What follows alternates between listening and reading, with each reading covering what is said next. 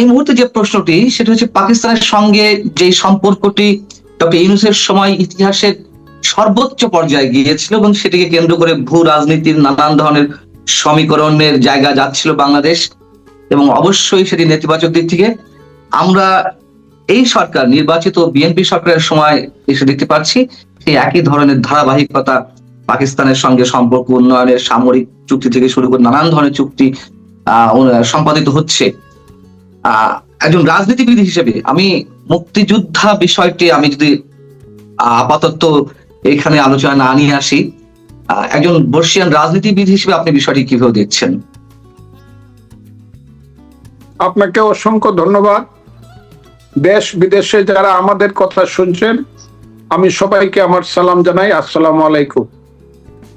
আসলে পাকিস্তান দক্ষিণ এশিয়ায় এমন একটি অবস্থানে একটি দেশ, আমি সেই দেশকে অস্বীকার করছি না, তার সাথে আমাদের দেশের কোনো সম্পর্ককেও আমি অস্বীকার করছি না।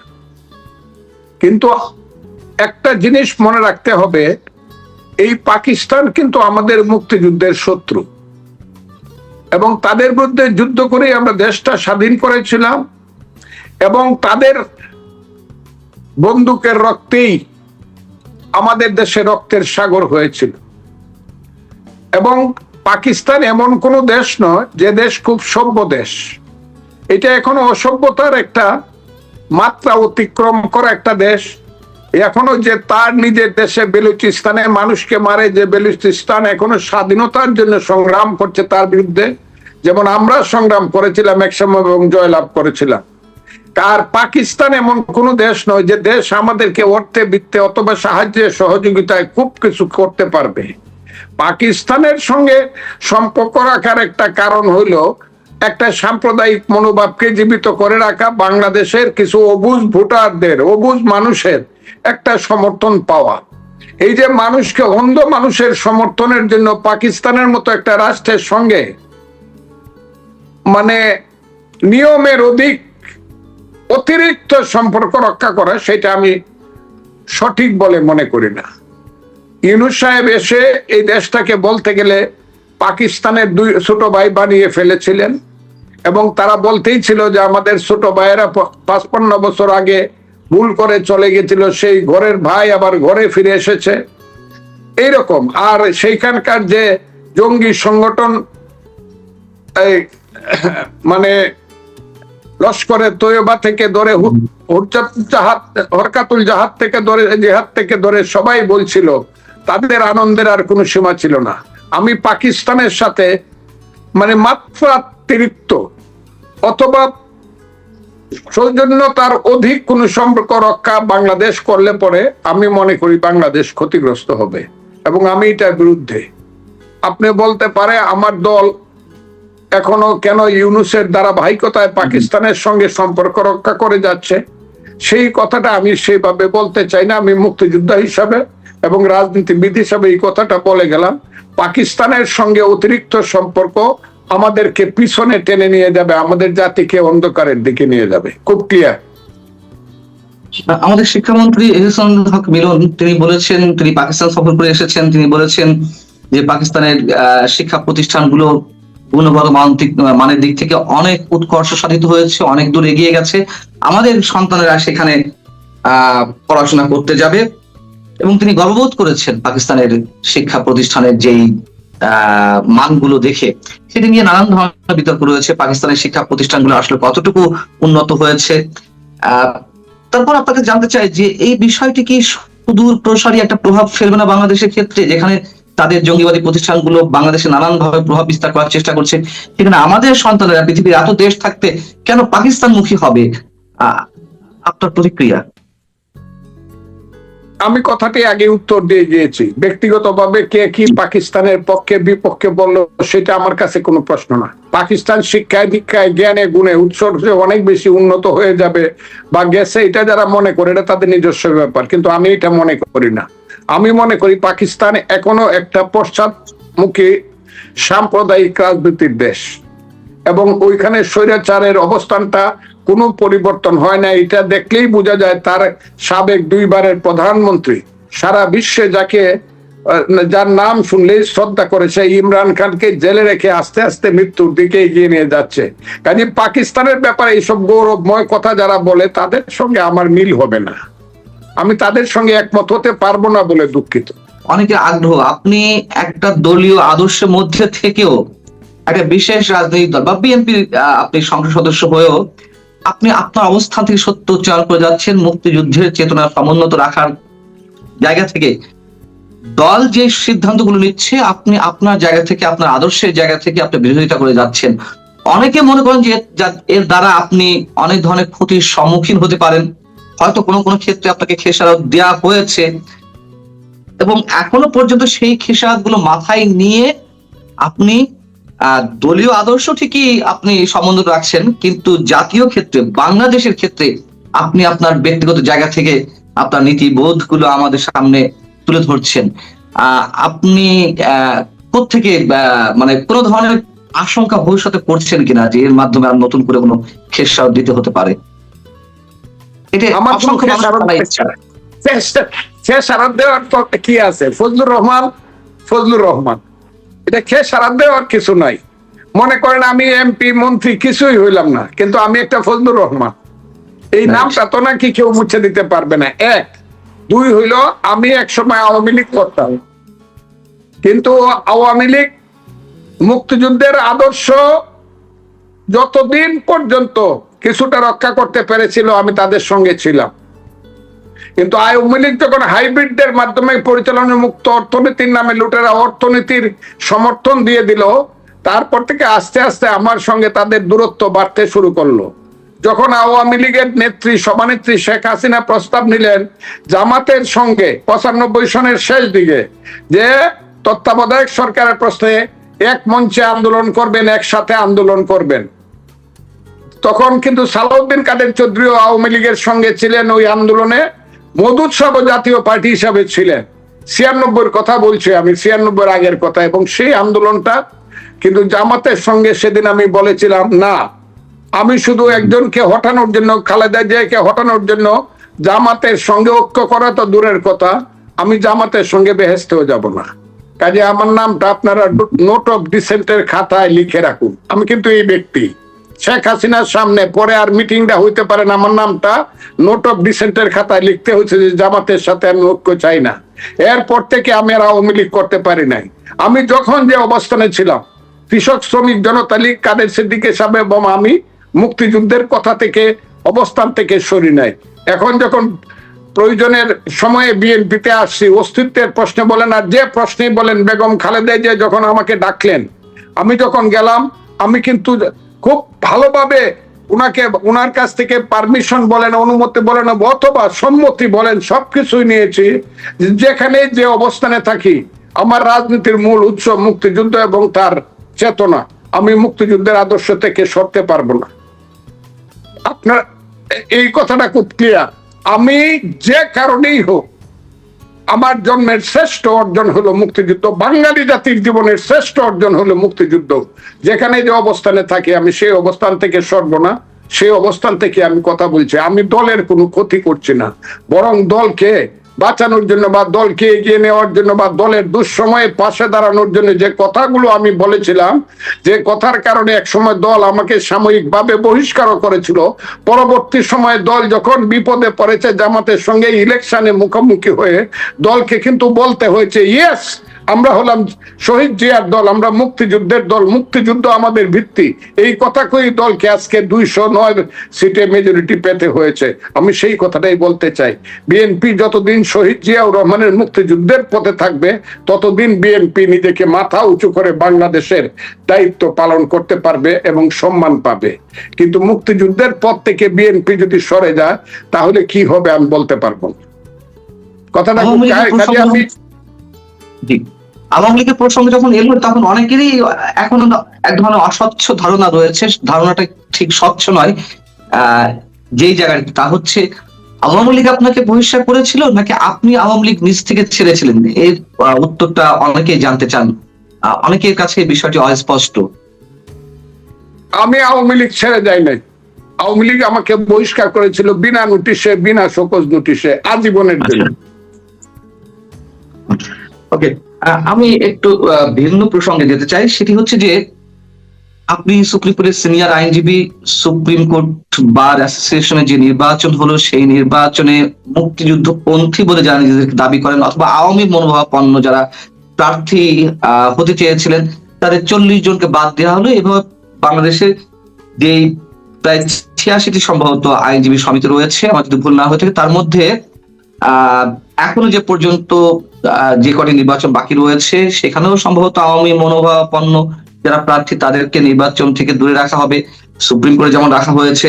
এবং সুপ্রিম কোর্টের ইতিহাসে এই প্রথমবারের মতন আওয়ামী পন্থী আইনজীবীদেরকে নির্বাচন থেকে বের করে দেওয়া হলো। আমি যদি একটু আপনাকে ধরিয়ে দিই যে বিএনপি মানে আওয়ামী লীগের 16.5 বছরের শাসন আমলে বিএনপি নেতা কর্মীরা অনেকভাবে নির্যাতিত হয়েছে, এটা সত্য কথা। জেল, জুলুম, হুলিয়া ইত্যাদি ইত্যাদি। নির্বাচনেও তাদেরকে নানান ভাবে পরাস্ত করা হয়েছে, নির্বাচন থেকে দূরে রাখার চেষ্টা করা হয়েছে। কিন্তু সুপ্রিম কোর্টের মতো জায়গাতে এমন রেকর্ড তারা করতে পারেনি যে বিএনপি মনোভাবাপন্ন প্রার্থীদেরকে বাইরে রাখবে, যেটি এবার হলো। এর মধ্য দিয়ে কি আবারও সেই আওয়ামী পথে যাচ্ছে বিএনপি? আপনার কি মনে হয়? আমি আপনাকে বলি, এই কাজটি, এই দুষ্কর্মটি, আমি বাংলাতে আবারও বলি, দুষ্কর্মটি কিন্তু প্রথমে শুরু করেছে আওয়ামী লীগ। আমি আওয়ামী লীগে যাদের সঙ্গে আমার কথা হতো তাদেরকে বলতাম, অনেক সময় আওয়ামী লীগের প্রায় উকিলদের বেশিরভাগের সঙ্গে আমার কথা হতো, তাদেরকে বলতাম এটার জবাব, এইটার কিন্তু পরিণতি একদিন ভালো হবে না, তোমরা এইসব কাজ করো না, ফেয়ার ইলেকশন করো, সুপ্রিম কোর্ট গুলোতে অন্তত ফেয়ার ইলেকশন করো। কারণ আমরা আইনজীবী, আমরা আইনের শাসনে বিশ্বাসী, আমরা বিচার বিভাগের স্বাধীনতা চাই, গণতন্ত্র চাই, আমরাই হলাম এই দেশের শ্রেষ্ঠ গণতন্ত্রী কমিউনিটি। তোমরা বিএনপি কে ইলেকশন করতে দেও, দিয়া ইলেকশনের 3 দিন আগেই তাদের কাউকে কাউকে পুলিশ দিয়ে দৌড়াইয়া বাড়ি পাঠায় দেওয়া হয়, আর ইলেকশনের দিন পিটাইয়া রাস্তায় ফেলায় আবার তাদের নামে কেস দেওয়া হয়, দেখানো হয় যে আওয়ামী লীগ বুটে পাস করে গেছে। এখন ডিগ্রিটা আর একটু বাড়ছে, বিএনপি একটু বুদ্ধিমান, কাজে তাদের ডিগ্রিটা একটু বাড়ছে যে মারামারি করে লাভ নাই, তোমাদেরকে ইলেকশনই করতে দিব না। ওরা ইলেকশন করতে দিয়ে মারামারি করে বাইর করে দিত, ইলেকশনের রেজাল্ট দিত না আওয়ামী লীগকে পাস করলেও, আর এরা ইলেকশনই করতে দেয় না। এটা ডিগ্রির পরিবর্তন হয়েছে, কোনোটাই ভালো না। দুইটাকে আমি নিগেট করি, দুইটাকে আমি অস্বীকার করি এবং দুইটাকে ঘৃণা করি বলবো, এখনো ঘৃণাটা শুরু হয় নাই। এই কাজ করলে পরে ওই যে স্বাধীনতা বিরোধী শক্তির সামনে চলে আসবে, এটা কিন্তু বইটা খুব অ্যালার্মিং। এই নীতি, এই কৌশল, এইটা সঠিক না যে কাউকে অন্তত এইসব অবস্থানে ইলেকশন করতে না দেওয়া। আমি মনে করি সবাইকে ইলেকশন করতে দেওয়া উচিত ছিল। আগে যে আওয়ামী লীগ বিএনপি কে ইলেকশন করতে দেয় না সেটা ছিল ভুল, এখন যে বিএনপি আওয়ামী লীগকে ইলেকশন করতে দেয় না এই ভুলটাও প্রমাণিত হচ্ছে এবং হবে। যদি এই ধারা অব্যাহত থাকে, মানে আওয়ামী লীগের বিরুদ্ধে তো অভিযোগ আছে অনেক কিছু, যার কারণে মানুষের এক ধরনের ক্ষোভের বিস্ফোরণ ঘটেছে, যদিও তার সাথে অনেক ধরনের ডিজাইন অ্যাড হয়েছে, মেটিকুলাস ডিজাইন। কিন্তু আওয়ামী লীগের বিরুদ্ধে সবচেয়ে বড় অভিযোগ তো ছিল নির্বাচন নিয়ে, মানে প্রত্যেকটা ইনস্টিটিউশন থেকে নির্বাচনকে একেবারে নির্বাসিত করা। তো সেই একই পথে যদি বিএনপি হাঁটে, আপনার দল হাঁটে, সেক্ষেত্রে কি আবারও এক ধরনের গভীর সংকটের মুখোমুখি হতে যাচ্ছে আমরা? হ্যাঁ, every action must have its equal and opposite reaction. প্রত্যেকটা কাজ আপনি করলে, যেমন 2 + 2 = 4, আমি করলে 2 + 2 = 4 বা 4। জিনিসটা এরকম, যে কাজটা, যে অন্যায়টা আপনি করলে যে রেজাল্ট আসবে 2 এ 2 এ 4, আমি করলে সেই রেজাল্টই আসবে 2 এ 2 এ 4। শুধু ব্যক্তির পরিবর্তন হবে।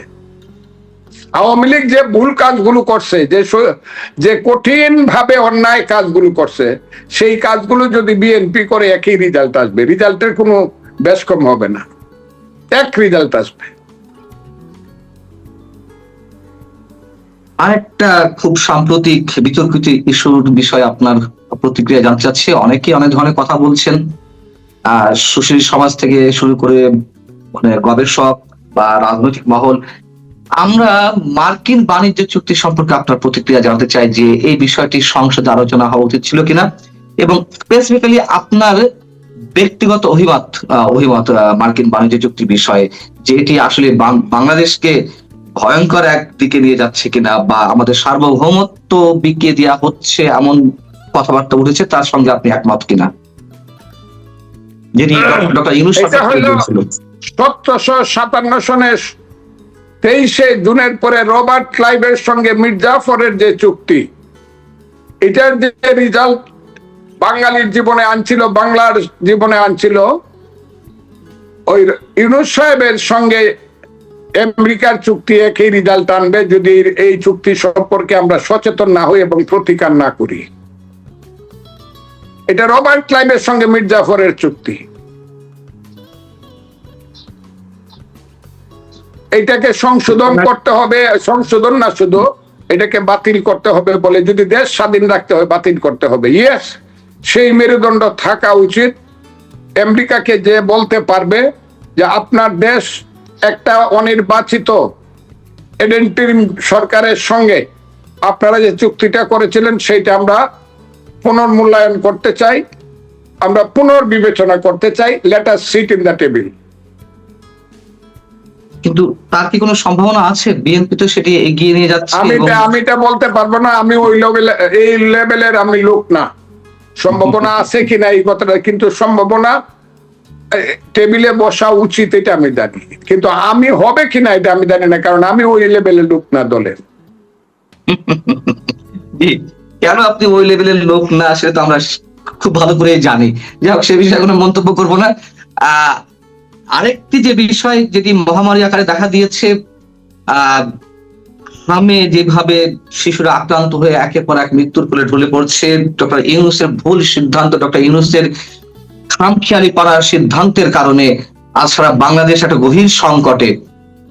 কিন্তু সে বিষয়ে যখন সারা দেশ থেকে, একেবারে সচেতন নাগরিক থেকে শুরু করে বিভিন্ন অভিজ্ঞ মহল থেকে এমন দাবি উঠছে যে ডক্টর ইউনূস সহ তার স্বাস্থ্য উপদেষ্টা নূরজাহান বেগমকে বিচারের মুখোমুখি করতে হবে তদন্ত সাপেক্ষে, আমরা সরকারের মধ্য থেকে তেমন কোনো উদ্যোগ দেখতে পাচ্ছি না। এত বড় একটি ভয়ঙ্কর সংকটের মুখেও আপনার আবেদনটা কি থাকবে, আপনি সরকার দলীয় সংসদ সদস্য হওয়া সত্ত্বেও? না, আমি মনে করি যে ইউনূস সাহেব 18 মাসে যা করেছেন এটা দেশের বিরুদ্ধে করেছেন। এক সময় আমি তার পক্ষে ছিলাম, সেই কারণে আমি তওবা করছি, অনেক আগেই করেছি, যে উনি অনেক উঁচু মাপের মানুষ, 10টা প্রধানমন্ত্রীর চেয়ে উনি অনেক বেশি সম্মানিত। কিন্তু এখন আমি বুঝতে পারছি যে না, কথাটা সঠিক নয়। ইউনূস সাহেব যা করেছেন এবং তার সরকার যা করেছে, এই ব্যাপারে হিসাব নিকাশ হওয়া দরকার, এবং হিসাব নিকাশ হলে অনেক ভাবে মানুষ তুলনা করবে যে 15 বছরের ফ্যাসিস্ট শাসন বা স্বৈরাচারী শাসন আর ইউনূসের 18 মাসের শাসনের মধ্যে কোনো পার্থক্য আছে কিনা, কোনটা কম বেশি, এটা তখন হবে, বিবেচনায় আসবে মানুষের, তখন মানুষ বুঝতে পারবে। ইউনূস সাহেব দেশের ক্ষতি ছাড়া কোনো ভালো করে নাই তার সরকার।